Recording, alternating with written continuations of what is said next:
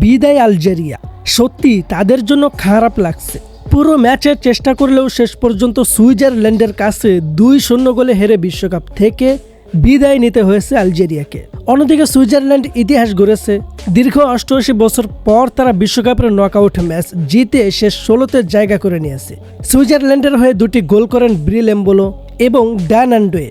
তাদের দুর্দান্ত গোলেই নিশ্চিত হয় গুরুত্বপূর্ণ এই জয়। আলজেরিয়া ম্যাচের শুরুটা বেশ ভালোই করেছিল। প্রথম 10 মিনিট তারা দারুণ খেলেছে এবং সুইজারল্যান্ডকে চাপে রেখেছিল, কিন্তু 10 মিনিটের মধ্যেই ম্যাচের মোড় ঘুরে যায়।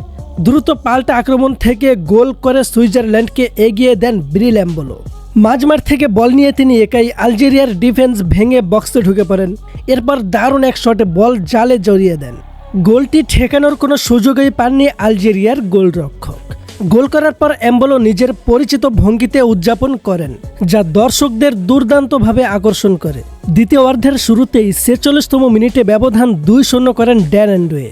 বক্সে আসা একটি ক্রস ঠিকমতো ক্লিয়ার করতে পারেনি আলজেরিয়ার ডিফেন্ডাররা। ফাঁকা জায়গায় বল পেয়ে কোনো ভুল না করে জালে পাঠিয়ে দেন অ্যান্ডোয়ে। এরপর আলজেরিয়া অনেক চেষ্টা করলেও আর ম্যাচে ফিরতে পারেনি। শেষ পর্যন্ত 2-0 গোলের জয় নিয়ে শেষ 16 নিশ্চিত করে সুইজারল্যান্ড। আর স্বপ্নভঙ্গের হতাশা নিয়ে বিশ্বকাপ থেকে বিদায় জানায় আলজেরিয়া।